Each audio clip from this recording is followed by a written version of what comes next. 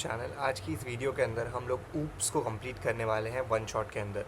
Object oriented programming एक ऐसी चीज़ है जो इंटरव्यूज से लेके if you are preparing for placement, internship, हर जगह पूछी जाती है। Even if you are a working professional, then people also expect you that आप लोग जो कोड लिखें उसमें आप लोग ऊप्स की प्रॉपर्टीज़ को फॉलो करें। मतलब इनकैप्सुलेशन, एब्स्ट्रैक्शन, पॉलीमॉर्फिज्म, ठीक है, आप लोग क्लासेस एंड ऑब्जेक्ट का यूज़ करके कोड लिखें। So if all these words are new for you, you can watch the lecture till the end and you'll understand everything about the OOPS. Also OOPS के जो important चीज़ें हैं like MCQs वगैरह जो पूछे जाते हैं, हमने वो भी complete किया है lecture के end में, so you can go through it. Also, if you are preparing for any company which is paying from 3.5 LPA to somewhere around 30-40 LPA, आपको इंटरव्यू के कोई ना कोई पार्ट में या कोई ना कोई फेस के अंदर आपसे ऊप्स के क्वेश्चन पूछे ही जाएंगे। आपकी प्राइमरी लैंग्वेज सी है, C++ है, जावा है, पाइथन है, डजेंट मैटर। इंटरव्यूअर एक्सपेक्ट कि आपको ऊप्स के कॉन्सेप्ट अच्छे से पता हो। So I hope you like the lecture till the end. आप लोग कमेंट्स देख सकते हैं, वहाँ पे आपको PDF notes and source code मिल जाएगा। And I hope whatever you're preparing for, you get the offer for that. All the very best.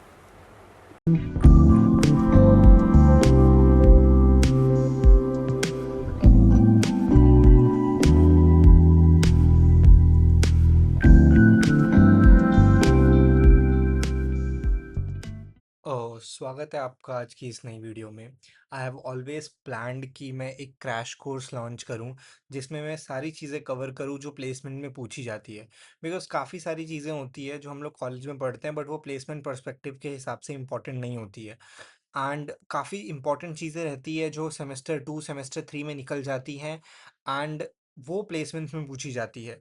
वैसी चीज़ें जैसे कि object oriented programming, database management system, इसके अलावा computer networks, object oriented programmings, DSA, ऐसी चीज़ें जो एक्चुअल में प्लेसमेंट्स में पूछी जाती है, वो चीज़ें हम लोग कवर करेंगे। This is the first thing जो हमने हैंड में लिया है which is object oriented programming. हम लोग इसको कंप्लीट करेंगे and after that I have plan to launch database management system, operating systems और कंप्यूटर नेटवर्क जो कोर सब्जेक्ट्स के क्वेश्चंस इंटरव्यू में पूछे जाते हैं। अब हम लोग स्टार्ट करने जा रहे हैं object oriented programming. Before this I want to introduce myself Mohit. I have clear multiple round at multiple companies and grab some good offers. So I am working as a SD right now.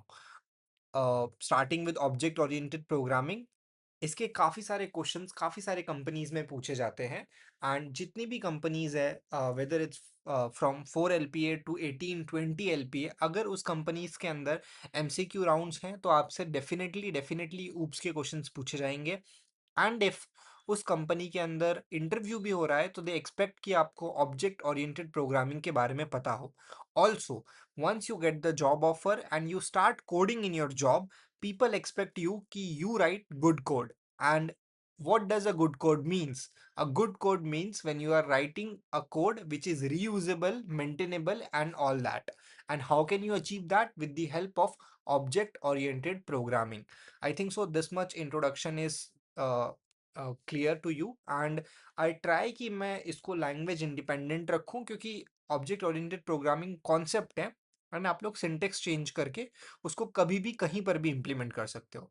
So moving on to this next page, what are the concept that we're gonna cover?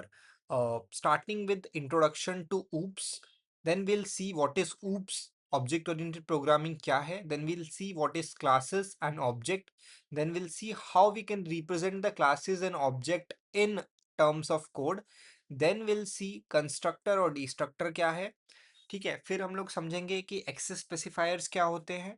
फिर हम लोग समझेंगे oops के 4 pillars, ठीक है, जिसको बोलते हैं encapsulation, abstraction, inheritance and polymorphism. इसके अलावा हम लोग इनहेरिटेंस के मल्टीपल टाइप्स जो होते हैं वो भी समझेंगे। इसके अलावा हम लोग फ्रेंड फंक्शंस के बारे में समझेंगे और मोस्टली आस्क MCQ क्वेश्चन देखेंगे। सो moving forward, let's understand what is object oriented programming. Object oriented programming basically एक प्रोग्रामिंग का अप्रोच है जिसमें हम लोग ऑब्जेक्ट्स का यूज करते हैं एक सॉफ्टवेयर को डिजाइन और डेवलप करने में, ठीक है। अब ऑब्जेक्ट का मतलब क्या होता है और क्लासेस का मतलब क्या होता है इसको समझते हैं।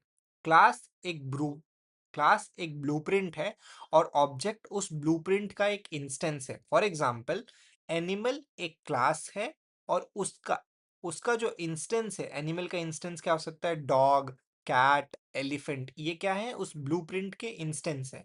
सिमिलरली व्हीकल एक क्लास है, बाइक, कार, बस, ट्रक वो क्या है, ऑब्जेक्ट है, ठीक है।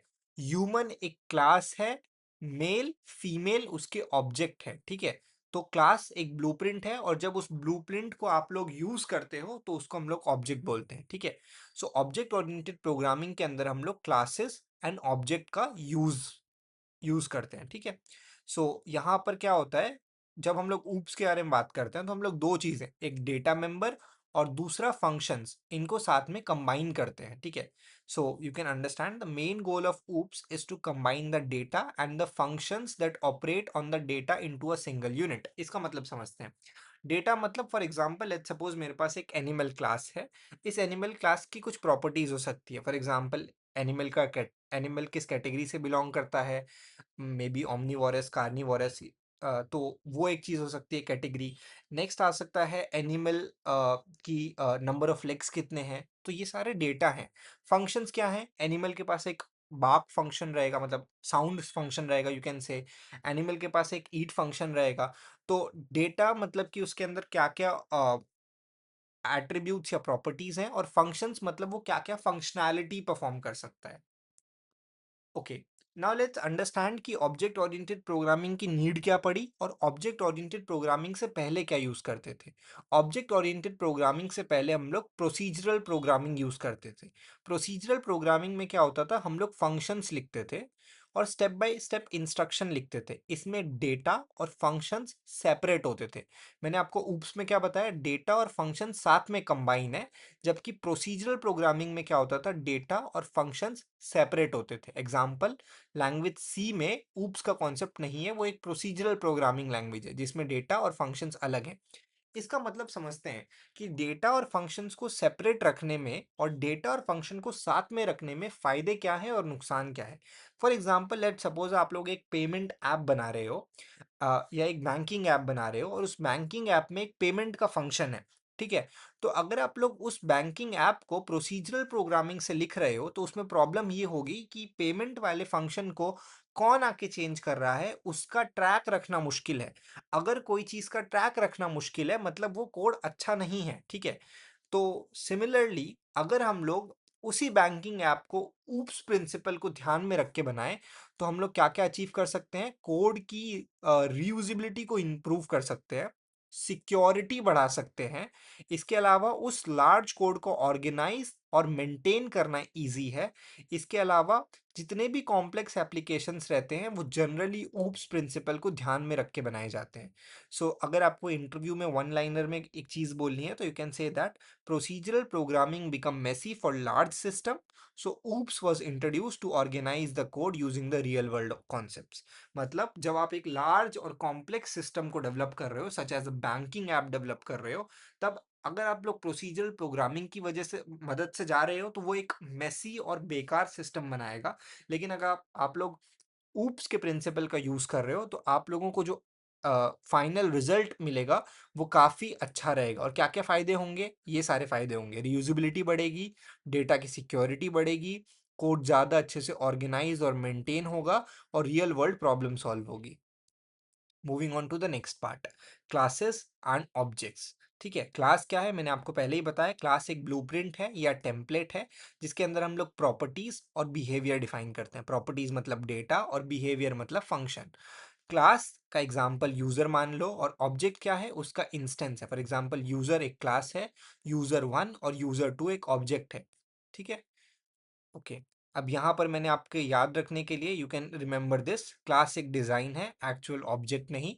ऑब्जेक्ट रियल एंटिटी होती है जो क्लास से बनता है, ठीक है। अब हम लोग थोड़ा डेमो की तरफ चलते हैं कि आप लोग क्लास को और ऑब्जेक्ट को किस तरीके से कोड करोगे। सो let's create one demo example. So demo.cpp. Okay, let's start with just a second. We'll rename this file demo.cpp. I want, ठीक है, demo.cpp. Okay, I'll just import everything. Hashtag include IO stream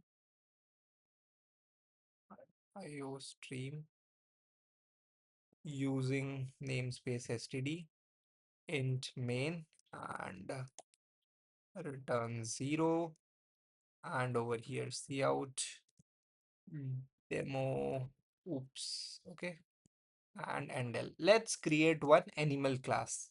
So animal class कैसे बनेगी? You first write class, then you write animal, and then you'll define properties. तो public and कुछ properties रहेंगी, for example string name, maybe int age. ठीक है, ये क्या हो गए? डेटा मेंबर्स हो गए। इसके अलावा कुछ फंक्शंस आएंगे जैसे कि void eat, एनिमल के पास एक eat की प्रॉपर्टी रहेगी। इसके अलावा एनिमल के पास कुछ स्लीप की प्रॉपर्टी रह सकती है। सो ये एक एनिमल क्लास बन गई। अब लेट सपोज मुझे इस एनिमल क्लास का एक ऑब्जेक्ट बनाना है, तो मैं क्या करूँगा? मैं यहाँ पर आऊँगा और मैं इसका एक ऑब्जेक्ट बनाऊँगा। तो I will write animal, okay, animal equals to, I can write animal 1, for example animal 1 I can write, and I'll define animal dot name equals to dog and animal 1 dot age equals to 5, and even I can call animal dot eat function and animal dot sleep function. इसके अलावा I can print this, so name equals to animal dot name and age equals to animal 1 dot age. ये हमारा एक dog class बन गया. Similarly, I can make a animal class, but this time I'll make animal 2, which will be a cat. So animal 2 dot name equals to cat, and animal 2 dot age is basically, let's suppose we say that animal 2 की age is 8, and these are the different function. Similarly, I can just see out animal 2 का नाम and animal 2 का age. Now if I run this particular code, you will understand in the output. Let's see what we get in the output. So animal is eating, animal is sleeping, ये जो हमने function call किए, पहले का नाम dog था और उसकी एज 5 थी, सेकंड का नाम कैट था और उसकी एज 8 थी। So what does we understand? हमने क्या किया? हमने एक ऑब्जेक्ट बनाया एनिमल नाम का, और उसके दो एनिमल नाम की हमने सॉरी क्लास बनाई, जिसके अंदर कुछ प्रॉपर्टीज डिफाइन करी जो कि नेम और एज था, और उसके अंदर कुछ फंक्शंस डिफाइन करे जो कि ईट और स्लीप था। फिर हमने दो एनिमल के ऑब्जेक्ट बनाए, एक एनिमल 1 और एक एनिमल 2, और ये हमने समझा क्लासेस क्या होते हैं और ऑब्जेक्ट्स क्या होते हैं। ठीक है, क्लास जिसके अंदर क्या था? डेटा मेंबर्स थे और फंक्शंस थे, और ये एक ब्लूप्रिंट था, ये पर्टिकुलर क्लास एक ब्लूप्रिंट थी, और ये इसके क्या है? इंस्टेंस है। एनिमल 1 जो है वो एक इसका इंस्टेंस है, और एनिमल 2 जो है वो उसका एक इंस्टेंस है। Don't worry, you will get all the code in the description, as well as आपको नोट्स भी मिल जाएंगे। This was the first video जिसके अंदर हमने समझा ऊप्स क्या है, ऊप्स की नीड क्या है, ऊप्स से पहले क्या यूज करते थे, क्लासेस क्या होता है, और ऑब्जेक्ट्स क्या होते हैं। नेक्स्ट वीडियो में हम लोग डिस्कस करेंगे ऊप्स के 4 pillars and further further half के concept. I hope you like the video. If you are new to the channel, please subscribe. I am planning to launch more such video in future.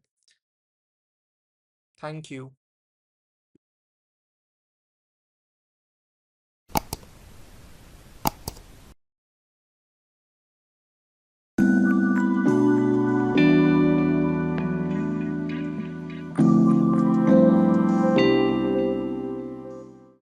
स्वागत है आपका object oriented programming के second lecture के अंदर। First lecture के अंदर हमने समझा ऑब्जेक्ट ओरिएंटेड प्रोग्रामिंग यानी ऊप्स की नीड क्या है। ऊप्स से पहले हम लोग प्रोसीजरल प्रोग्रामिंग का यूज़ करते थे, सो उसमें प्रॉब्लम क्या थी, और हमने ये भी समझा कि क्लासेस और ऑब्जेक्ट्स क्या होते हैं और उसको कोड में किस तरीके से रिप्रेजेंट करते हैं। आज के इस लेक्चर में हम लोग समझेंगे ऊप्स के 4 पिलर्स क्या हैं, और कंस्ट्रक्टर और डिस्ट्रक्टर क्या होता है। नाउ काफी लोगों को पता ही नहीं रहता कि इन 4 चीजों को ऊप्स के 4 पिलर बोलते हैं। सो फॉर एग्जाम्पल, अगर आपको इंटरव्यू में कभी भी कोई पूछे ऊप्स के 4 पिलर क्या हैं, इसका मतलब they are expecting you to answer this particular thing. Let's move on to the next particular slide. 4 pillar of OOPS. The 4 pillar are encapsulation, abstraction, inheritance, polymorphism. हम लोग नेक्स्ट लेक्चर के अंदर detail में coding करके समझेंगे कि ये चीजें क्या होती है, but for a rough idea let's understand this. First of all, if someone ask you for the 4 pillar, go in this way only. पहले बताओ इनकैप्सुलेशन के बारे में, फिर बताओ एब्स्ट्रैक्शन के बारे में, फिर बताओ इनहेरिटेंस के बारे में, एंड एंड में बताओ पॉलीमॉर्फिज्म के बारे में. Let's understand one by one what does this particular mean in a layman language. Let's understand, and then in the next video we'll go in depth कि encapsulation, abstraction, inheritance और polymorphism का मतलब क्या होता है. Encapsulation is basically wrapping data and method into a single unit, restrict direct access to data and data hiding and security. इसका मतलब क्या है? देखो, हमने आपको पहले ही बताया था कि ऑब्जेक्ट ओरिएंटेड प्रोग्रामिंग में डेटा की प्रॉपर्टीज और फंक्शंस को हम लोग बाइंड करके रखते हैं, साथ में ले आते हैं. ठीक है, फॉर एग्जांपल मैंने आपको बताया था एनिमल के अंदर एनिमल की प्रॉपर्टीज और फंक्शंस सेम जगह ले आएंगे.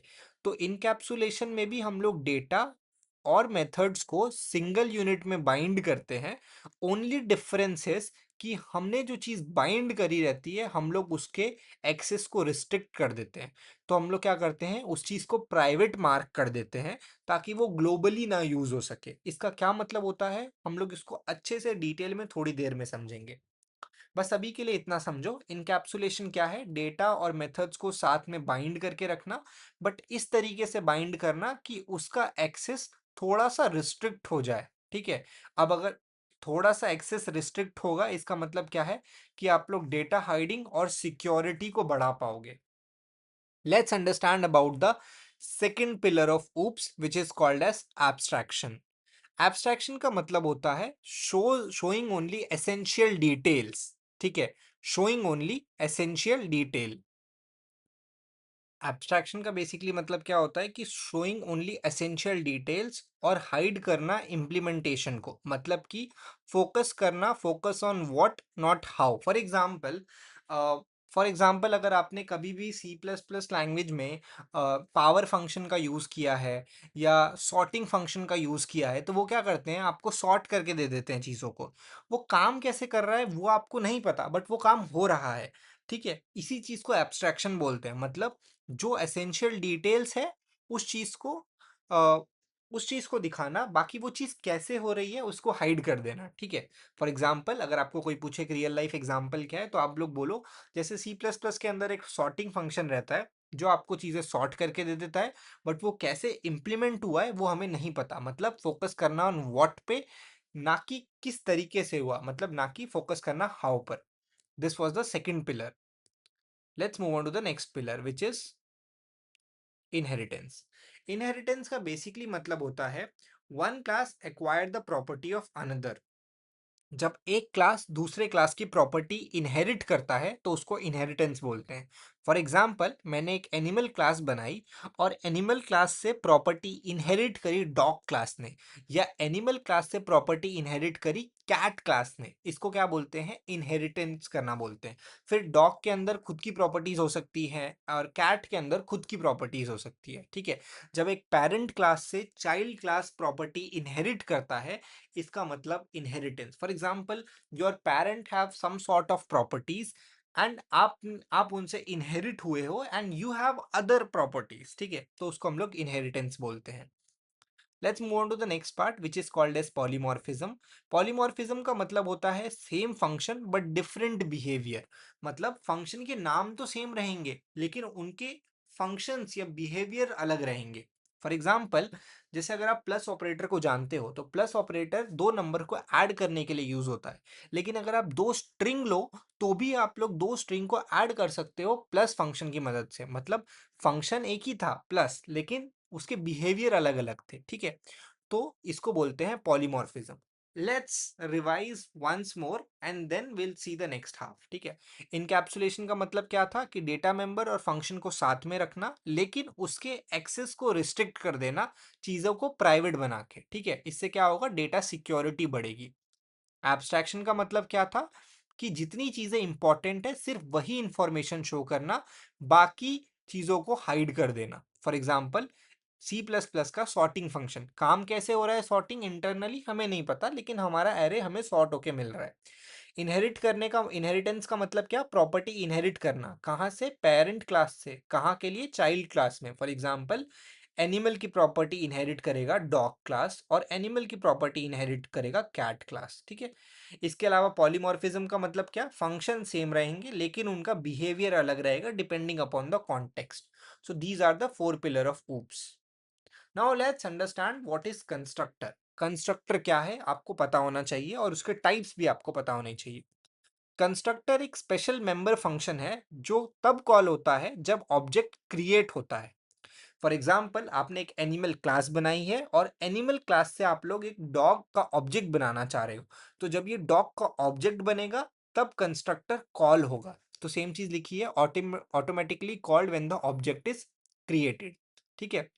Use to initialise object, object की वैल्यू इनिशियलाइज करने के लिए यूज होता है। फॉर एग्जाम्पल, आप लोग मे बी एक क्लास बना रहे हो विच इज एनिमल, और एनिमल में आप लोग सिर्फ वही एनिमल्स को ले रहे हो जिनके 4 लेग है, तो आप लोग क्लास में ही एक कंस्ट्रक्टर बना दोगे जिसमें लेग इक्वल्स टू 4 कर दोगे, ठीक है।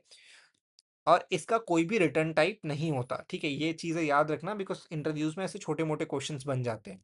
पहली बात ये कि कंस्ट्रक्टर ऑटोमेटिकली कॉल होता है जब ऑब्जेक्ट क्रिएट होता है। दूसरी बात ये कि उसका सेम नाम होगा जो आपके क्लास का नाम है। और नेक्स्ट बात ये, कंस्ट्रक्टर का कोई भी रिटर्न टाइप नहीं होता, इंट, बूल, फ्लोट, डबल, ऐसा कोई रिटर्न टाइप नहीं होता।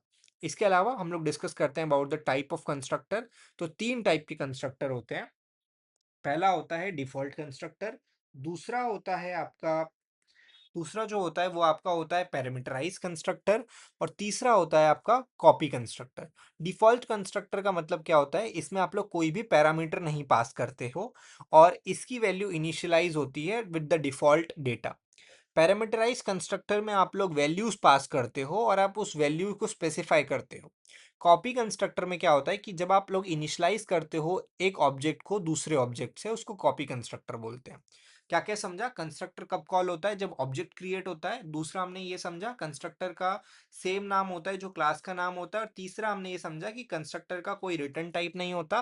फिर हमने समझा 3 टाइप के कंस्ट्रक्टर थे, डिफॉल्ट, पैरामीटराइज्ड और कॉपी। डिफॉल्ट के अंदर कोई भी पैरामीटर नहीं होते। पैरामीटराइज नाम में ही पता चल रहा है कि इसके अंदर कुछ पैरामीटर्स होंगे या कुछ आर्ग्यूमेंट होंगे। और कॉपी कंस्ट्रक्टर नाम से ही पता चल रहा है कि एक ऑब्जेक्ट की प्रॉपर्टी दूसरे ऑब्जेक्ट में कॉपी करने के लिए यूज होगा। अब हम लोग इसका एक कोड स्निपेट देख लेते हैं ताकि चीजें ज्यादा अच्छे से क्लियर हो। दिस इज डिफॉल्ट कंस्ट्रक्टर, ठीक है। Let's understand what does default constructor का कोड इज ट्राइंग टू से, okay. Let's C. So class student है, उसके अंदर एज है हमारी एक प्रॉपर्टी, ठीक है। अब ये डिफॉल्ट कंस्ट्रक्टर में मैंने पहले क्या बताया कि कोई रिटर्न टाइप नहीं होगा, तो आप लोग देख सकते हो कि यहाँ पे कुछ भी इंट, फ्लोट कुछ नहीं लिखा हुआ। और क्लास को जो नाम था यानी स्टूडेंट, वही यहाँ स्टूडेंट लिखा हुआ है।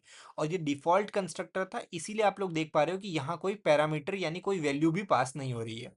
This is called as default constructor. आप लोग ऐसा ही बोल सकते हो, default constructor assign default value when an object is created, ठीक है। कोई रिटर्न टाइप नहीं है, क्लास का नाम और कंस्ट्रक्टर का नाम सेम है और कोई आर्ग्यूमेंट पास नहीं हुआ, इसके लिए ये डिफॉल्ट कंस्ट्रक्टर है। अब पैरामीटराइज कंस्ट्रक्टर रहेगा तो हम लोग यहां पर आर्ग्यूमेंट पास करेंगे। Let's see, let's move on to the next part. You can see, इसमें हमने यहाँ पर क्या किया है, पैरामीटर पास किया है। क्लास का नाम जो था वही आपके कंस्ट्रक्टर का नाम है, ओनली डिफरेंस इज आप लोग यहाँ पर एक वैल्यू पास कर रहे हो, ठीक है। So this is parameterized constructor. Parameterized constructor initialize object with given value at the time of creation. अब यहाँ पर आपने क्या किया, एक पैरामीटर पास किया, एक आर्ग्यूमेंट पास किया, therefore it is known as parameterized constructor, ठीक है। Next is copy constructor. For example, student, एक स्टूडेंट है आपके पास S1 और एक स्टूडेंट है आपके पास S2। अगर आप लोग S2 के अंदर S1 की वैल्यू डालना चाहते हो तो आप लोग उसके लिए कॉपी कंस्ट्रक्टर का यूज करोगे। इसके अंदर भी कुछ नहीं होता, इसके अंदर आप लोग एक क्लास को ही पास कर देते हो, तो इसको हम लोग बोलते हैं copy constructor. Copy constructor create a new object by copying value from another object, okay. Let's see once again, constructor क्या था। कंस्ट्रक्टर तब कॉल होगा जब फंक्शन से ऑब्जेक्ट, जब ऑब्जेक्ट बनेगा तब कंस्ट्रक्टर कॉल होगा। उसका नाम सेम रहेगा क्लास के नाम पे और उसका कोई रिटर्न टाइप नहीं होगा। डिफॉल्ट कंस्ट्रक्टर में कोई भी वैल्यू पास नहीं होगी। पैरामीटराइज कंस्ट्रक्टर में वैल्यू पास होगी। और कॉपी कंस्ट्रक्टर दूसरे क्लास को, बेसिक दूसरे ऑब्जेक्ट को कॉपी करने के लिए यूज होता है। ये कोड स्निपेट है। आपको इसके कोड स्निपेट डिस्क्रिप्शन में मिल जाएंगे, you can go and access that. Even आपको ये पीपीटी भी डिस्क्रिप्शन में मिल जाएगी, you can access that. So we understand about four pillar of OOPS and what is constructor and what are its type. Next video के अंदर हम लोग समझेंगे, this is the quick summary, next video के अंदर हम लोग समझेंगे ऊप्स के पिलर इन डेप्थ में and about different other thing. Before we go, we have to understand about destructor. Destructor क्या होता है? A special member function use to destroy an object. जब आपको एक ऑब्जेक्ट को डिस्ट्रॉय करना रहता है तब आपका डिस्ट्रक्टर कॉल होता है। नाम से ही पता चल रहा है, कंस्ट्रक्टर मतलब कंस्ट्रक्ट करना, डिस्ट्रक्टर मतलब डिस्ट्रक्ट करना। तो जब एक ऑब्जेक्ट को डिस्ट्रॉय करना रहता है तब हमारा डिस्ट्रक्टर कॉल होता है, और डिस्ट्रक्टर ऑटोमेटिकली कॉल हो जाता है जब ऑब्जेक्ट आउट ऑफ स्कोप चला जाता है। अब इसका भी नाम सेम रहेगा जो क्लास का नाम है, लेकिन एक स्मॉल सिंबल ऐड हो जाएगा which is called as tilde. ठीक है, ये क्या करता है? डिस्ट्रक्टर की मदद से हमारी मेमोरी और रिसोर्स फ्री हो जाता है, और ओनली वन डिस्ट्रक्टर रहता है पर क्लास। ठीक है, कंस्ट्रक्टर कितने भी हो सकते हैं एक क्लास के अंदर, लेकिन डिस्ट्रक्टर कितने रहेंगे? एक ही रहेगा। फॉर एग्जाम्पल यहाँ पे क्लास का नाम डेमो था, तो you can see that this is a constructor and this is a destructor. The only difference between a constructor and destructor is there is a tilde sign over here. Now understand this constructor. Okay, ये constructor आप मेरे को बता सकते हो कि कौन सा कंस्ट्रक्टर है? कैन यू कमेंट कि what type of constructor is this? Default, parameterised या कॉपी? कौन सा कंस्ट्रक्टर है? Okay, I hope you have comment this. This is basically a what? This is basically a default constructor. And constructor और destructor में difference क्या है? There is a tilde sign over here. And एक class के अंदर एक ही destructor रहेगा। destructor memory free करने के लिए use होता है, और destructor के आगे tilde sign रहता है। I hope you liked today's video, and if you like it, please subscribe my channel. And will in the next video we'll understand about four pillar of OOPS in depth, and we'll see the MCQ question which was majorly asked in the interview. ठीक है, all the very best.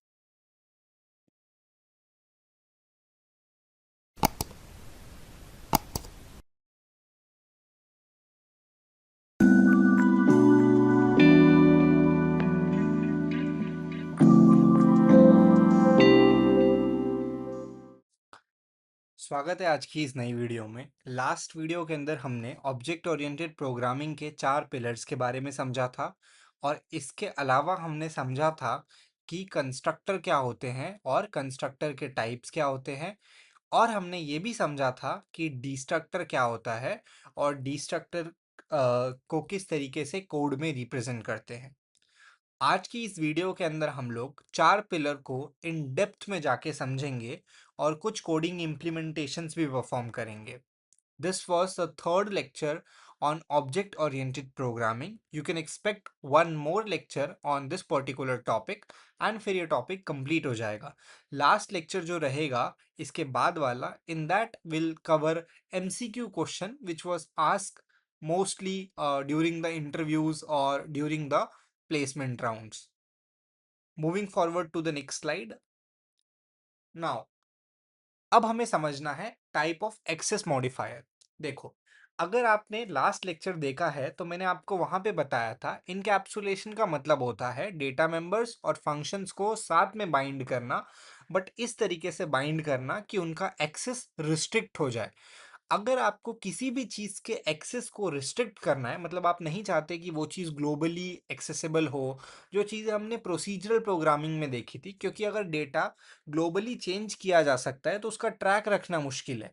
तो उस चीज़ को solve करने के लिए object oriented programming में हमारे पास कॉन्सेप्ट आता है एक्सेस मॉडिफायर्स का।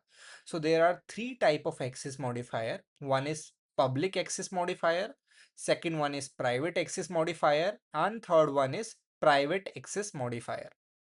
Now public access modifier में क्या होता है? ये अगर आप किसी चीज को पब्लिकली मार्क कर रहे हैं तो that is accessible from anywhere in the program, तो वो आपके प्रोग्राम में कहीं पर भी इजीली एक्सेसिबल है। अगर आप उस चीज को प्राइवेटली मार्क कर रहे हैं तो वो चीज आपके सिर्फ और सिर्फ सेम क्लास में एक्सेसिबल है। अगर आप लोग उस क्लास का डिराइव क्लास भी बनाओगे या उस पेरेंट क्लास का चाइल्ड क्लास भी बनाओगे तो भी वो चीज़ वहाँ पे एक्सेसिबल नहीं रहेगी। इसके अलावा प्रोटेक्टेड, प्रोटेक्टेड का मतलब होता है जो चीज एक्सेसिबल है विद इन दी क्लास और उसकी डिराइव क्लास में। ठीक है, तो तीन टाइप के एक्सेस मॉडिफायर थे, पहला पब्लिक, दूसरा प्राइवेट, तीसरा प्रोटेक्टेड। पब्लिक का मतलब क्या, जो कि कहीं पर भी प्रोग्राम में एक्सेसिबल है। प्राइवेट का मतलब क्या, जो कि सेम क्लास में एक्सेसिबल है सिर्फ। और प्रोटेक्टेड का मतलब क्या, जो कि सेम क्लास और डिराइव क्लास में एक्सेसिबल है। एक्सेस मॉडिफायर की मदद से क्या होता है, हम लोग जो डेटा के फ्लो को है उसको रिस्ट्रिक्ट कर सकते हैं, और उसकी मदद से आपकी डेटा की सिक्योरिटी बढ़ जाती है। आप लोग डेटा को ग्लोबली चेंज नहीं कर सकते, जो कि प्रोसीजरल प्रोग्रामिंग में प्रॉब्लम क्रिएट कर रहा था। यू कैन वन लाइनर में you can say that access modifier control who can access the data. Access modifier से आप लोग एक्सेस कर सकते हो कि उस डेटा को कौन एक्सेस करेगा। Public for everyone, private for self, and protected for inheritance. For example, banking application में लेट सपोज हमने आपके पास, आप लोग एक बैंक का ऐप डेवलप कर रहे हो और उसमें एक पेमेंट क्लास है। नाउ पेमेंट क्लास के अंदर जितनी भी चीजें हैं वो क्या मार्क होनी चाहिए, प्राइवेट मार्क होनी चाहिए। ठीक है, सो उसको हम लोग क्या बोलते हैं, प्राइवेट मार्क करना। और अगर कोई नॉर्मल सी डिटेल है तो तुम उसको प्रोटेक्टेड मार्क कर सकते हो, या अगर वो बहुत ही प्लेन इंफॉर्मेशन है तो you can mark it public also. ठीक है, सो यहाँ पर you can remember this quick table. ये बेसिकली है कि अगर कोई चीज़ पब्लिकली मार्क है तो सेम क्लास में क्या होगा, वो पब्लिक ही रहेगा। डिराइव्ड क्लास में भी वो पब्लिक ही रहेगा, और आउटसाइड क्लास में वो पब्लिक ही रहेगा। अगर कोई चीज़ प्रोटेक्टेड मार्क है तो वो सेम क्लास में प्रोटेक्टेड ही रहेगा, डिराइव क्लास में भी वो प्रोटेक्टेड रहेगा, और वो चीज़ आउटसाइड द क्लास में एक्सेसिबल नहीं रहेगी।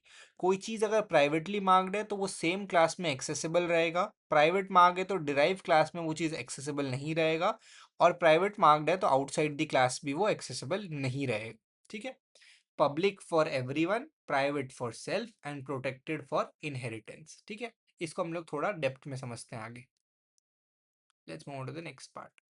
This is now encapsulation. Encapsulation का मतलब क्या होता है, हमने पहले भी समझा था कि डेटा मेंबर्स और फंक्शंस को एक सिंगल यूनिट में बाइंड करना, लेकिन वो डेटा मेंबर्स हमारे प्राइवेट मार्क्ड होंगे। You can see that balance, यहाँ पर बैंक आपका एक क्लास है और उसकी प्रॉपर्टी में बैलेंस है, बट बैलेंस आपका प्राइवेट मार्क्ड है। अगर आपको बैलेंस की वैल्यू को सेट करना है या गेट करना है तो आप लोग इस प्राइवेट के लिए कुछ पब्लिक फंक्शंस लिखोगे, जैसे कि void set balance और int get balance। ठीक है, तो मतलब क्या होता है, इनकैप्सुलेशन में आप लोग डेटा मेंबर्स और फंक्शंस को साथ में रखते हो। आपका डेटा मेंबर जो रहता है वो प्राइवेट मार्क्ड होता है, और उसको एक्सेस करने के लिए आप लोग क्या यूज करते हो, गेटर्स और सेटर्स का यूज करते हो। ठीक है, फॉर एग्जांपल बैलेंस यहाँ प्राइवेटली मार्क्ड था, और बैलेंस की वैल्यू को सेट करने के लिए और गेट करने के लिए हमने पब्लिक फंक्शंस बनाए, गेटर्स और सेटर्स जिसको हम लोग बोलते हैं। ठीक है, I hope this is clear to you. ठीक है, now come to abstraction. Abstraction का मतलब क्या होता है, मैंने आपको ऑलरेडी समझाया था। जैसे कि सी प्लस प्लस के अंदर अगर आप लोग सॉर्ट फंक्शन को कॉल करोगे तो वो आपके एरे को सॉर्ट करके दे देगा, लेकिन वो इंटरनल क्या इम्प्लीमेंटेशन कर रहा है वो चीज़ आपको नहीं पता चलेगी। तो एब्स्ट्रैक्शन का मतलब यही होता है, means showing only essential details and hiding the internal implementation. Okay, focus is on what to do, मतलब क्या करता है, फोकस करता है काम कैसे करना है, ना कि वो कैसे हो रहा है। फॉर एग्जाम्पल, अगर आप एक मोबाइल ऐप डेवलप कर रहे अगर आप एक मोबाइल ऐप यूज करते हो जिसमें पे का ऑप्शन है, तो फोन पे में अगर आप लोग जाके अमाउंट डालते हो और आप पे पे क्लिक करते हो तो आपका अमाउंट ट्रांसफर हो जाता है। वो इंटरनली कैसे ट्रांसफर हुआ, कैसे नहीं हुआ, वो चीज़ आपको नहीं पता चल रही। मतलब आपको एसेंशियल इंफॉर्मेशन दिखी, लेकिन बाकी जितनी इंफॉर्मेशन थी वो हाइड हो गई। अब यहाँ पर आप लोग ऐसा देख सकते हो कि हम लोग यहाँ पर एक पेमेंट क्लास बनाएंगे जिसमें हम लोग क्या करेंगे, कुछ डिटेल्स को हम लोग हाइड करेंगे, और जब वो क्लास की प्रॉपर्टीज डिराइव क्लास में आएगी तब हम लोग उसकी वैल्यू को डिफाइन करेंगे। लेट्स अंडरस्टैंड, आपके पास एक पेमेंट फंक्शन है। पेमेंट फंक्शन को आपने एक वर्चुअल फंक्शन बनाया। वर्चुअल फंक्शन मतलब पेमेंट के अंदर एक पे फंक्शन है जिसकी वैल्यू आपने डिफाइन नहीं करी। अब ये पेमेंट की फंक्शनैलिटी यूपीआई के अंदर भी हो सकती है और पेमेंट की फंक्शनैलिटी कार्ड के अंदर भी हो सकती है। तो जब ये पेमेंट की फंक्शनैलिटी यूपीआई में डिराइव होगी तब हम लोग डिफाइन करेंगे उस फंक्शन को। सिमिलरली जब पेमेंट की प्रॉपर्टी डिराइव होगी कार्ड के अंदर, तब हम लोग उसकी फंक्शनैलिटी को डिफाइन करेंगे। मतलब यहाँ पर एब्स्ट्रैक्शन में क्या था, उसकी इम्प्लीमेंटेशन हाइड थी, लेकिन जिस भी क्लास ने उसको डिराइव किया तब उसने उसकी प्रॉपर्टी को डिफाइन किया। I hope this is clear to you. एक और बार मैं शॉर्ट में बता देता हूँ। एब्स्ट्रैक्शन का मतलब सिर्फ एसेंशियल इंफॉर्मेशन दिखाना, और ऐसे फंक्शंस बनाना। कैसे फंक्शंस बनाना? प्योर वर्चुअल फंक्शंस बनाना जिनके अंदर इम्प्लीमेंटेशन डिटेल्स नहीं लिखी रहेगी। जब भी उस क्लास को कोई क्लास डिराइव करेगी तब उसके डिटेल इंफॉर्मेशन लिखेगी। जैसे कि पेमेंट के अंदर पे फंक्शन की वैल्यू हमने डिफाइन नहीं करी थी, लेकिन जब पेमेंट क्लास को यूपीआई ने डिराइव किया या पेमेंट क्लास को कार्ड ने डिराइव किया, तब उसने पे फंक्शनल की फंक्शनैलिटी को लिखा। ठीक है। नाउ इंटरव्यू में ये लाइन आप लोग बोल सकते हो, abstraction is achieved using abstract classes and pure virtual function where implementation detail are hide. ठीक है। एब्स्ट्रैक्शन कैसे अचीव करते हो? प्योर वर्चुअल फंक्शन की मदद से। आई होप दिस इज क्लियर। और आप लोग एग्जाम्पल के लिए एरे में सॉर्टिंग का एग्जाम्पल दे सकते हो कि अगर आप सॉर्ट करोगे A R R dot begin to A R R dot end, तो आपका एरे आपको सॉर्ट होके मिल जाता है, लेकिन वो कैसे हुआ वो चीज हाइड रहती है। Moving on to the next part, inheritance. Inheritance का मतलब होता है जब कोई प्रॉपर्टी इनहेरिट करता है। पेरेंट क्लास से चाइल्ड क्लास में प्रॉपर्टी इनहेरिट करना। तो मतलब क्या होगा? फॉर एग्जांपल एनिमल क्लास है, एनिमल क्लास में कुछ प्रॉपर्टी होगी। जब एनिमल क्लास से हम लोग एक डिराइव क्लास डॉग बनाते हैं, तो एनिमल की जितनी भी प्रॉपर्टी रहेगी वो डॉग के अंदर रहेगी। उसको इनहेरिट करना बोलते हैं। फॉर एग्जांपल आपके लुक्स वगैरह को, आपकी हाइट वगैरह को you have inherit from your parents. ठीक है। तो सिमिलरली पेरेंट आपकी बेस क्लास है और चाइल्ड क्लास आप हो। ठीक है। पेरेंट क्लास को बेस क्लास भी बोलते हैं और चाइल्ड क्लास को डिराइव क्लास भी बोलते हैं। इनहेरिटेंस का नीड क्या है? Inheritance promote code reuse and reduce redundancy. मतलब आपको बार बार सेम चीज लिखने की जरूरत नहीं है। अगर फॉर एग्जांपल एनिमल के अंदर कुछ फंक्शंस लिखे हुए हैं, अब आप लोग डॉग बना रहे हो, तो आपको पता है कि डॉग के अंदर एनिमल की कैरेक्टरिस्टिक रहेंगे, तो आप लोग डायरेक्टली डॉग के अंदर एनिमल की कैरेक्टरिस्टिक को क्या कर सकते हो? इंजेक्ट कर सकते हो। किसकी मदद से? इनहेरिटेंस की मदद से। Now there are 5 type of inheritance. पहला आता है सिंगल इनहेरिटेंस, जिसमें एक पेरेंट और एक चाइल्ड रहता है, तो वो सिंगल इनहेरिटेंस होता है। मल्टीपल इनहेरिटेंस में क्या होता है? एक चाइल्ड होता है और मल्टीपल पेरेंट्स होते हैं। मल्टी लेवल इनहेरिटेंस में क्या होता है कि ए की प्रॉपर्टी बी में जाएगी और बी की प्रॉपर्टी सी में जाएगी। इसको क्या बोलते हैं? Multi level inheritance. Hierarchical inheritance क्या होता है कि एक पेरेंट रहेगा और उसके मल्टीपल चिल्ड्रंस रहेंगे। फिर आता है hybrid inheritance. Hybrid inheritance combine करता है इनमें से, मतलब अगर दो चीजों को ऐड कर दोगे तो वो हाइब्रिड कहलाएगा। ठीक है। Child class can use the parent properties and method. Inheritance का बेसिकली आइडिया ये है कि चाइल्ड के अंदर जो चाइल्ड के अंदर पेरेंट्स की प्रॉपर्टीज आ सकती है, और आपको सेम कोड दोबारा नहीं लिखना पड़ेगा। तो सेम चीज, inheritance allow code to reuse property of another class, making code efficient and reusable. ठीक है। मैं एक और बार शॉर्ट में बताता हूँ। पेरेंट क्लास से चाइल्ड क्लास में प्रॉपर्टी इनहेरिट होगी। फॉर एग्जांपल एनिमल क्लास से डॉग क्लास के अंदर प्रॉपर्टी इनहेरिट होगी। Type of inheritance single inheritance, एक पेरेंट एक चाइल्ड। मल्टीपल इनहेरिटेंस, एक चाइल्ड रहेगा लेकिन मल्टीपल पेरेंट्स रहेंगे। मल्टी लेवल में क्या होगा? ए की प्रॉपर्टी बी में आएगी और बी की प्रॉपर्टी सी में जाएगी। हायरार्कियल में क्या होगा? एक पेरेंट होगा और मल्टीपल चिल्ड्रन होगा। और हाइब्रिड में क्या होगा? Combination of two. ठीक है। Let's try to code inheritance. Okay. इनहेरी let's called inheritance. Okay. Dot cpp। मैं बॉयलर प्लेट को इंपोर्ट कर लेता हूँ। Hashtag include io stream using name space std int main और लेट्स रिटर्न 0। तो क्या होगा? इनहेरिटेंस हम लोग समझ रहे हैं। एक रहेगा क्लास पेरेंट। ओके। पेरेंट के अंदर कुछ फंक्शनैलिटी रह सकती है, for example public and display function. Okay. अब हम लोग क्या कर रहे हैं? ये तो पेरेंट क्लास हो गया। अब हम लोग एक चाइल्ड क्लास बनाते हैं, तो हम लोग लिखेंगे क्लास क्लास चाइल्ड, और हम लोग यहाँ पर ये डॉट का साइन का यूज़ करते हैं, ठीक है। इसमें एमसीक्यू पूछते हैं, इस तरीके का सिंबल का यूज़ करते हैं। फिर हमें उसको किस तरीके से इनहेरिट करना है, मैंने आपको बताया, आप लोग पब्लिकली इनहेरिट कर सकते हो, आप लोग प्राइवेटली इनहेरिट कर सकते हो, या आप लोग उस चीज़ को प्रोटेक्टेडली इनहेरिट कर सकते हो, ठीक है। तो ये 3 तरीके होते हैं। हम लोग अभी इसको पब्लिकली उसकी प्रॉपर्टी को इनहेरिट कर रहे हैं। तो इस तरीके से हमने क्या किया, पेरेंट्स की प्रॉपर्टी को चाइल्ड के अंदर इनहेरिट कर लिया, ठीक है। तो इसमें क्या होगा, चिल्ड्रन की खुद की प्रॉपर्टीज तो रहेगी ही, लेकिन पेरेंट की जो प्रॉपर्टी रहेगी वो भी चिल्ड्रन में आ जाएगी, ठीक है। Let's take a different example. Let's suppose I make a class called as animal, and animal के अंदर कुछ पब्लिक प्रॉपर्टीज हैं, जैसे कि void eat, and that's all. Let's suppose हमारे पास एक क्लास है डॉग।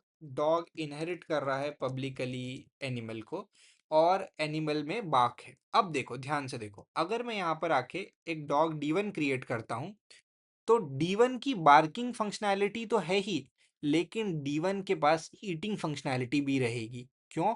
क्योंकि हमने समझा यहाँ पे इनहेरिटेंस लग रहा है, तो पेरेंट की जितनी भी प्रॉपर्टी रहेगी वो चिल्ड्रन में आ जाएगी। तो D1 तो डॉग की क्लास से आ रहा है, लेकिन D1 डॉट ईट भी आप लोग यूज कर सकते हो, जो कि एनिमल से इनहेरिट होके आ रहा है।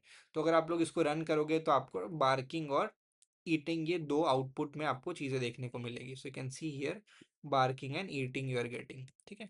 If I clear this and rerun again, you can see barking and eating. Barking dog की खुद की प्रॉपर्टी है, जबकि ईटिंग एनिमल की प्रॉपर्टी है, लेकिन डॉग में आ पा रही है किसकी मदद से, इनहेरिटेंस की मदद से। तो हमें क्या करना, हमें यहाँ पे ना ईट की कोड को नहीं लिखना पड़ा, ईट का कोड ऊपर से आ गया, इसी को बोलते हैं कोड की रीयूजिबिलिटी हो जाना, ठीक है। I hope inheritance is clear to you. और ये जो हमने समझा, ये एक सिंगल इनहेरिटेंस का एग्जांपल था, ठीक है। I hope this much is clear to you. Let's move on to the next part, which is called as diamond problem. Now you should understand diamond problem very clearly, because most of the interviews में ये पूछ लेते हैं, और ये oops में mostly companies, mostly colleges में नहीं पढ़ाया जाता। अब होता क्या है, डायमंड प्रॉब्लम मल्टीपल इनहेरिटेंस में होती है, ठीक है। मतलब क्या होता है, जब एक क्लास इनहेरिट करता है दो मतलब जब क्लास में इनहेरिट होती है property same base class. For example, let's suppose class A है, क्लास बी है, क्लास डी है, और यहाँ पे class A, class C and class D. अब ध्यान से देखो, क्लास ए की प्रॉपर्टी क्लास बी में आएगी क्योंकि इनहेरिटेंस लग रहा है, और क्लास बी की प्रॉपर्टी क्लास डी में आएगी क्योंकि इनहेरिटेंस हो रहा है, ठीक है। सिमिलरली क्लास ए की प्रॉपर्टी क्लास सी में जाएगी क्योंकि इनहेरिटेंस हो रहा है, और क्लास सी की प्रॉपर्टी क्लास डी में जाएगी क्योंकि इनहेरिटेंस हो रहा है। अब ये डायमंड प्रॉब्लम क्यों है, क्योंकि ए की प्रॉपर्टी एक बार बी की मदद से डी में इंजेक्ट हो गई, और एक बार ए की प्रॉपर्टी सी की मदद से डी में इंजेक्ट हो गई। मतलब डी के अंदर ए की प्रॉपर्टी दो बार इंजेक्ट हुई, एक बार बी की मदद से और एक बार सी की मदद से, विच इज अ प्रॉब्लम, ठीक है। समझा? डी की प्रॉपर्टी एक बार ए में, डी में एक बार ए की प्रॉपर्टी इंजेक्ट हुई बी की मदद से, और एक बार डी की प्रॉपर्टी, डी में ए की प्रॉपर्टी इनहेरिट हुई सी की मदद से, ठीक है। तो डी के अंदर ए की प्रॉपर्टी दो बार आ गई, इसको बोलते हैं diamond problem. Let's move on, and this are the type of inheritance you can understand. Single inheritance में this is single, multi level में you can see there are multiple level, this is hierarchical inheritance, ठीक है। This is multiple inheritance, and this is hybrid inheritance, which is also causing a diamond problem over here. Let's move on to the next part, polymorphism. Let's understand polymorphism, and इसके बाद हम लोग MCQ देखेंगे next lecture के अंदर। Polymorphism का मतलब होता है which is having many forms. For example, your father is your father, but your father is someone's husband, ठीक है। मतलब वो एंटिटी एक ही है, but depending upon the context उसके मल्टीपल बिहेवियर हो सकते हैं, ठीक है। तो पॉलीमॉर्फिज्म का भी मतलब यही होता है, many forms, but depending upon the situation उसका बिहेवियर अलग रहता है। अब दो टाइप के पॉलीमॉर्फिज्म होते हैं, पहला होता है कंपाइल टाइम पॉलीमॉर्फिज्म, और दूसरा होता है run time polymorphism. Compile time polymorphism को ही स्टैटिक पॉलीमॉर्फिज्म बोलते हैं, और रन टाइम पॉलीमॉर्फिज्म को ही डायनेमिक पॉलीमॉर्फिज्म बोलते हैं। एक बार मैं फिर से क्लियर करता हूं, एक पर्टिकुलर चीज डिपेंडिंग अपॉन द कॉन्टेक्स्ट कैसा एक्ट कर रही है उसको पॉलीमॉर्फिज्म बोलते हैं। रियल लाइफ एग्जांपल, आपके फादर आपके लिए फादर हैं, लेकिन वो किसी के हस्बैंड, किसी के ग्रैंड चाइल्ड है, ठीक है, वो एंटिटी एक ही है, लेकिन किस पर्सपेक्टिव से देखा गया है उस हिसाब से वो एंटिटी का रिलेशन अलग हो जाता है। ठीक है, दो टाइप के पॉलीमॉर्फिज्म थे, कंपाइल टाइम पॉलीमॉर्फिज्म जिसको स्टैटिक पॉलीमॉर्फिज्म भी बोलते हैं, और रन टाइम पॉलीमॉर्फिज्म जिसको डायनेमिक पॉलीमॉर्फिज्म बोलते हैं। कंपाइल टाइम पॉलीमॉर्फिज्म में दो चीजें आती है, पहला होता है फंक्शन ओवरलोडिंग और दूसरा होता है ऑपरेटर ओवरलोडिंग। इसके बारे में हम लोग क्लियरली थोड़ी देर में समझेंगे, but for now just understand compile time polymorphism को अगर आपको अचीव करना है तो आप लोग वो अचीव कर सकते हैं थ्रू फंक्शन ओवरलोडिंग या थ्रू ऑपरेटर ओवरलोडिंग, और अगर आपको रन टाइम पॉलीमॉर्फिज्म को अचीव करना है तो आप लोग वो अचीव कर सकते हैं थ्रू फंक्शन ओवरराइडिंग। एक बार मैं शॉर्ट में समझा देता हूँ। फंक्शन ओवरलोडिंग का मतलब होता है कि फंक्शन का नाम तो सेम रहेगा, लेकिन कॉन्टेक्स्ट बदलने पे वो फंक्शन अलग अलग तरीके से एक्ट करेगा। ऑपरेटर ओवरलोडिंग का मतलब रहता है ऑपरेटर तो सेम रहेगा, लेकिन डिपेंडिंग अपॉन कॉन्टेक्स्ट वो अलग तरीके से ओवरलोड होगा। ठीक है, फंक्शन ओवरराइडिंग का मतलब होता है कि जब कोड रन होगा तब डिसाइड होगा कि किस चीज को कॉल करना है। आई अंडरस्टैंड कि आपको चीजें नहीं क्लियर हुई, अब हम लोग कोड में देखेंगे तो चीजें ज्यादा अच्छे से क्लियर होगी। कंपाइल टाइम पॉलीमॉर्फिज्म में मैंने आपको जैसे बताया कि दो चीजें थी, पहला फंक्शन ओवरलोडिंग और दूसरा ऑपरेटर ओवरलोडिंग। फंक्शन ओवरलोडिंग में क्या होता है, अगर आप लोग ध्यान से देखोगे तो यहाँ पर एक मैथ क्लास है और उसमें दो फंक्शन है, एक ऐड फंक्शन है और यहाँ पर भी एक ऐड फंक्शन है। इसमें भी नंबर ऑफ पैरामीटर एक और दो हैं, यहाँ पर भी एक और दो हैं। ठीक है, अब लेकिन अगर मैं ऐड फंक्शन को कॉल कर रहा हूं तो ये फंक्शन कॉल होना चाहिए कि ये फंक्शन कॉल होना चाहिए, पता कैसे चलेगा? डिपेंडिंग अपॉन, अगर आप लोग देखो यहाँ पर इंट है, मतलब अगर आपको इंटीजर वाले अगर आप वैल्यूज पास कर रहे हो तो ये फंक्शन कॉल होगा, और अगर फ्लोट यानी डबल की वैल्यू पास कर रहे हो तो ये फंक्शन कॉल होगा। देखो, अगर 2 और 3 पास किया तो इंट की वैल्यूज है तो ये वाला फंक्शन कॉल होगा, 2 + 3 आपको 5 यहाँ से मिल जाएगा। लेकिन अगर आप 2.5 और 3.5 कर रहे हो, ये क्या टाइप है? डबल है। ये क्या टाइप है? डबल है। तो डबल ए मतलब डबल टाइप है, डबल टाइप है तो ये वाला फंक्शन कॉल होगा। तो ऑपरेटर ओवरलोडिंग अगर आपको अचीव करना है तो या तो पैरामीटर के टाइप अलग रहेंगे, जैसे यहाँ इंट और इंट है, या तो नंबर ऑफ पैरामीटर अलग होंगे। अगर लेट सपोज यहाँ पर एक तीसरा पैरामीटर भी होता तो ये वाला फंक्शन ऑटोमेटिकली कॉल हो जाता। इसको बोलते हैं फंक्शन ओवरलोडिंग होना। फंक्शन के नाम सेम है लेकिन रिटर्न टाइप अलग है। अब आता है ऑपरेटर ओवरलोडिंग। देखो, प्लस ऑपरेटर दो नंबर को ऐड करने के लिए यूज होता है, लेकिन अगर आप लोग दो स्ट्रिंग्स को ऐड करना चाहते हो तब भी आपका प्लस ऑपरेटर का यूज हो सकता है। ठीक है, सिमिलरली अगर आपको दो कॉम्प्लेक्स नंबर दे दिए, एक कॉम्प्लेक्स नंबर C1 और एक कॉम्प्लेक्स नंबर C2, तो आपको पता है कॉम्प्लेक्स नंबर डायरेक्टली ऐड नहीं होते। कॉम्प्लेक्स नंबर कैसे ऐड होते हैं कि रियल का पार्ट रियल में ऐड होता है और इमेजिनरी का पार्ट इमेजिनरी में ऐड होता है। तो हम लोग क्या करेंगे, इस तरीके से कोड लिखेंगे, ये सिंटेक्स है ऑपरेटर प्लस, और फिर हम लोग रियल के पार्ट को सी के रियल में ऐड करेंगे और इमेजिनरी के पार्ट को सी में इमेजिनरी में ऐड करेंगे।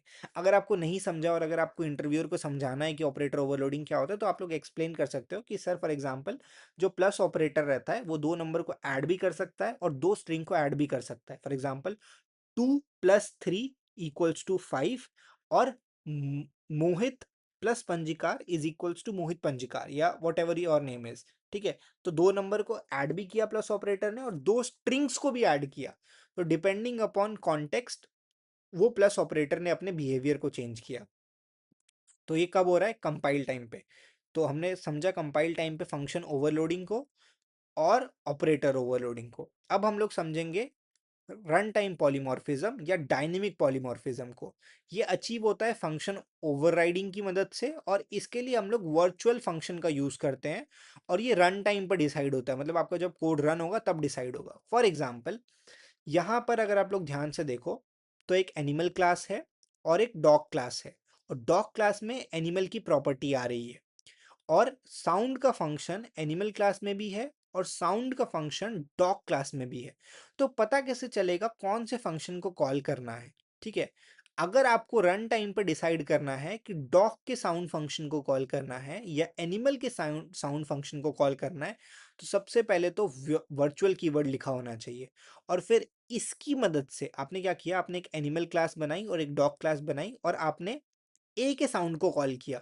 तो टेक्निकली तो एनिमल में एक साउंड कॉल होना चाहिए था, लेकिन आपने यहाँ पर रन टाइम पे बोला ए को डी की वैल्यू असाइन कर दो, तो यहाँ पर डॉग बार्किंग यानी कि डॉग के क्लास का वर्क साउंड फंक्शन कॉल होगा। ठीक है, तो मैं अगर शॉर्ट में बताऊँ तो रन टाइम पॉलीमॉर्फिज्म को अचीव करना रहता है, तो उसके लिए आपको वर्चुअल कीवर्ड का यूज़ करना रहता है।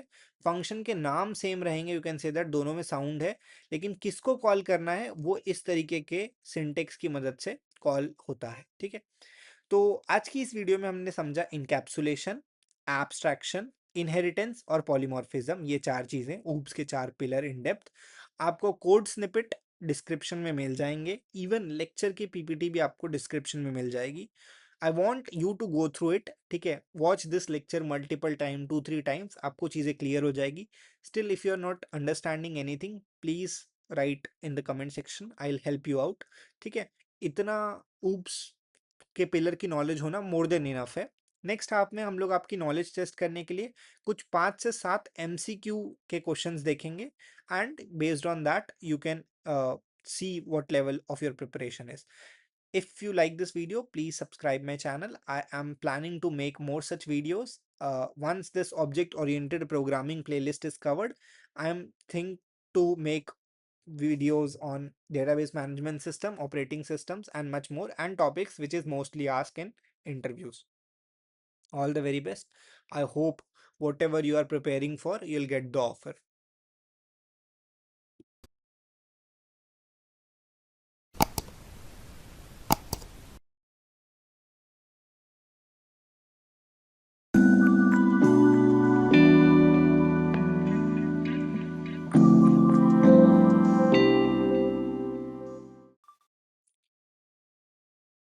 This is the fourth and the last video on object oriented programming. इससे पहले हमने 3 लेक्चर्स के अंदर ये समझा कि ऑब्जेक्ट ओरिएंटेड प्रोग्रामिंग क्या है, उसकी नीड क्या है, क्लासेस क्या होते हैं, ऑब्जेक्ट क्या होता है, कंस्ट्रक्टर क्या होता है, कंस्ट्रक्टर के टाइप क्या हैं, डिस्ट्रक्टर क्या होता है, एक्सेस स्पेसिफायर्स क्या होते हैं, पब्लिक, प्राइवेट, प्रोटेक्टेड।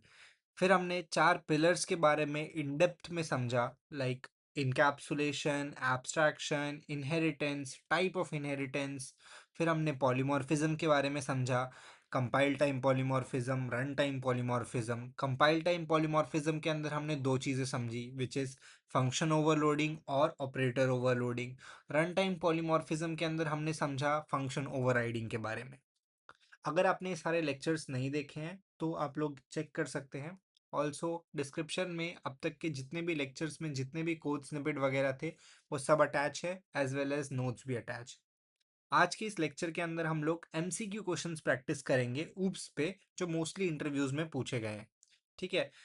ये एमसीक्यू क्वेश्चंस हैं। I want you to pause before I give you the explanation and write down your marks out of 10। There are 10 MCQ questions. Okay, so before we proceed and discuss about MCQ question, there are two things which is mostly asked in interview and which is left. One is what do you understand by friend function, and second one is what does virtual keyword mean. देखो, हमने क्या समझा कि access specifiers या access modifiers 3 type के होते हैं, public, private और प्रोटेक्टेड। पब्लिक ग्लोबली एक्सेसिबल रहता है, प्राइवेट क्या रहता है, खुद की क्लास में और डिराइव क्लास में एक्सेसिबल रहता है, और प्राइवेट सिर्फ खुद की क्लास में एक्सेसिबल रहता है। लेट्स सपोज कि कहीं पे ऐसी नीड पड़ी है कि जो चीज़ आपने प्राइवेट या प्रोटेक्टेड मार्क करी है उसको आपको कहीं और यूज़ करना पड़ रहा है या क्लास के बाहर यूज़ करना पड़ रहा है, तो वो आप लोग किसकी मदद से करोगे? फ्रेंड फंक्शन की मदद से करोगे। तो अगर आपको कभी भी कोई इंटरव्यूअर पूछे कि what do you understand by friend function, आप उसको ये डेफिनेशन दोगे, a friend function is a non-member function which help you so that you can access the private and protected data of a class outside the class, ठीक है? तो अगर कोई चीज प्राइवेट या प्रोटेक्टेड मार्क्ड है and if you want to use that particular thing outside the class, you can done that with the help of friend function, और उसके लिए आप लोग फ्रेंड कीवर्ड का यूज करते हो, ओके? इसके अलावा सेकंड क्वेश्चन वो आपको पूछ सकता है कि what do you understand by virtual keyword, और वर्चुअल कीवर्ड कहाँ यूज होता है। वर्चुअल कीवर्ड हमने अभी समझा था रन टाइम पॉलीमॉर्फिज्म में, जब आपको रन टाइम पे मूव करना रहता है तब यूज होता है। अगर आप भूल गए हो, सो यहाँ पर हमने रन टाइम पॉलीमॉर्फिज्म में वर्चुअल कीवर्ड का यूज किया था। तो अगर आपको इंटरव्यूअर पूछे कि वर्चुअल कीवर्ड कहाँ यूज होता है, तो you have to say that virtual keyword हमारे रन टाइम पॉलीमॉर्फिज्म को अचीव करने के लिए यूज होता है, जहां पर रन टाइम पे डिसाइड होता है कि कौन से ऑब्जेक्ट की वैल्यू को लेना है, ठीक है?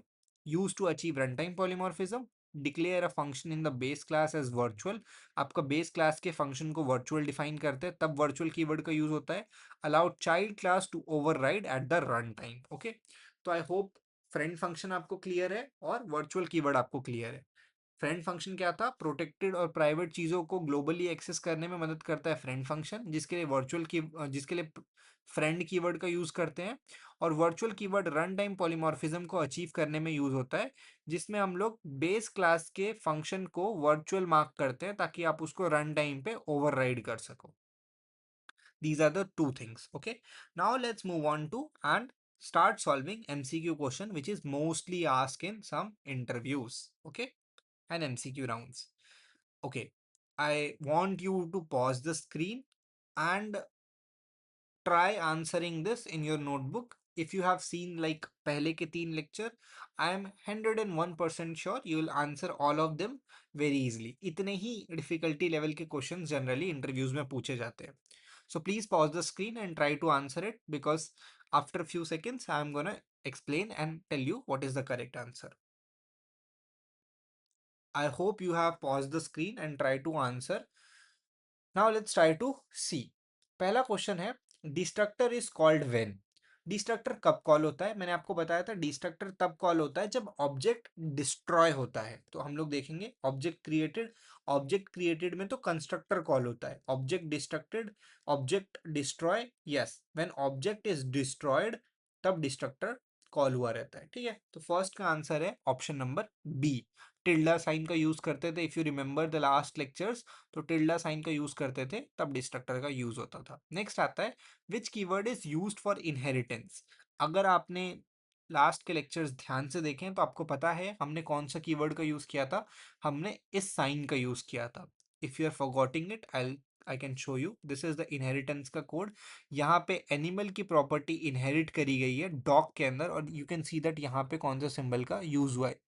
I hope you can see here. Okay, so option number C is the correct answer for second question. ठीक है, नेक्स्ट क्वेश्चन है, function overloading is. Function overloading का मतलब क्या होता है कि जब आप लोग एक फंक्शन के अंदर मल्टीपल चीजें डाल देते। फॉर एग्जांपल ऐड फंक्शन वाला हमने समझा था, तो वो किसके अंदर यूज हो रहा था? वो कंपाइल टाइम पॉलीमॉर्फिज्म में यूज हुआ था।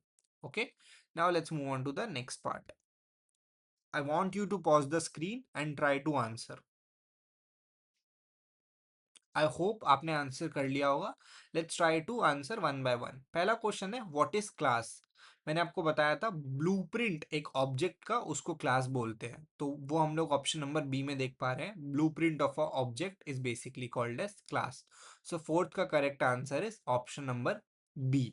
नेक्स्ट आता है, ऑब्जेक्ट क्या है। मैंने आपको बताया था क्लास ब्लूप्रिंट होती है और ऑब्जेक्ट इंस्टेंस होता है क्लास का। तो you can see option number C में लिखा हुआ है instance of a class.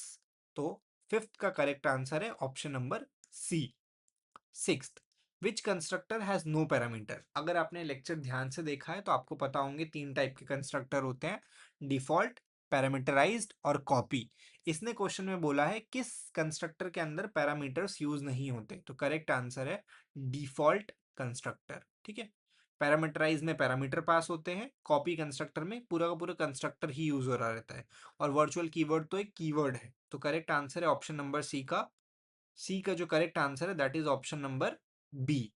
Okay, now these are the next question number 7th, 8th and 9th. I want you to pause the screen and try to answer.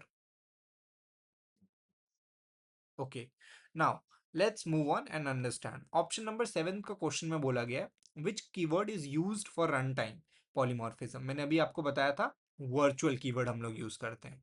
So virtual keyword enable method overriding. ठीक है, तो run time polymorphism virtual keyword की मदद से use होता है। ठीक है, नेक्स्ट आता है, which access modifier is most secure. आपको पता है पब्लिक में क्या होता है, डेटा ग्लोबली एक्सेसिबल रहता है। प्रोटेक्टेड में डेटा कहाँ एक्सेसिबल रहता है? खुद की क्लास में और डिराइव क्लास में, और प्राइवेट में सिर्फ खुद की क्लास में। तो जितना कम हम लोग उस डेटा को एक्सेसिबिलिटी दे रहे हैं उतना ज्यादा वो सिक्योर्ड है। तो इसका करेक्ट आंसर है प्राइवेट। ऑप्शन नंबर 8 का करेक्ट आंसर है, सॉरी, क्वेश्चन नंबर 8 का करेक्ट आंसर है option number C, private. Next आता है, विच अलाउ कोड रीयूजेबिलिटी। इनमें से कौन कोड रीयूजेबिलिटी करता है? वैसे तो ऑब्जेक्ट ओरिएंटेड का मतलब, प्रोग्रामिंग का मतलब ही यही है कि कोड रीयूजेबिलिटी को प्रमोट करना, लेकिन सबसे ज्यादा कोड रीयूजेबिलिटी इनहेरिटेंस देता है। So out of all this, option number B which is inheritance is the correct answer. Inheritance let a class reuse the property and method of another class, तो reusability बढ़ जाती है। Now, this is the last question, diamond problem. Diamond problem occur in single inheritance, multiple inheritance, multi-level inheritance, or hierarchical inheritance. I want you to pause the screen and try to answer. Okay, इसका correct answer है multiple inheritance. ठीक है, अगर आप लोग ध्यान से देखोगे तो ये मल्टीपल इनहेरिटेंस का एग्जांपल है। डी के अंदर प्रॉपर्टी ए की बी के थ्रू भी आई है और डी के अंदर प्रॉपर्टी ए की सी के थ्रू भी आई है। Diamond problem happen when a class inherit from the two class that both inherit from the same class. दो क्लास कौन सी थी? बी और सी, जिन्होंने सेम क्लास ए से प्रॉपर्टी इनहेरिट करी है। ठीक है, सो इसका करेक्ट आंसर था option number B. I want you to write your marks in the comment section, and if you don't understand anything last के 3 लेक्चर्स में, I want you to tell me, I will try to answer you. इससे ज़्यादा mostly ऊप से related कुछ भी नहीं पूछा जाता। I want you to practice थोड़ा बहुत कोडिंग, किस तरीके से हम लोग क्लासेस बनाते हैं, किस तरीके से आप लोग ऑब्जेक्ट बनाते हैं, थोड़ा खुद की रिसर्च करिए। And these 3-4 lectures are more than enough to answer any of the object oriented programming questions. And if you don't understand anything, please try to watch lecture 2-3 times. I myself has watched oops related lecture for multiple times. ठीक है, इसके अलावा I have planned to create more such videos, more such things which is asked in the interview. So I hope this is helpful to you, and I'm planning more such videos. So I want you to subscribe my YouTube channel. You can see my YouTube channel and you'll find out there are multiple interviews experience also. So if you have liked this particular video, please do like, share and subscribe, and I'll see you in the next video. I hope you are preparing for whatever thing you'll get. All the very best.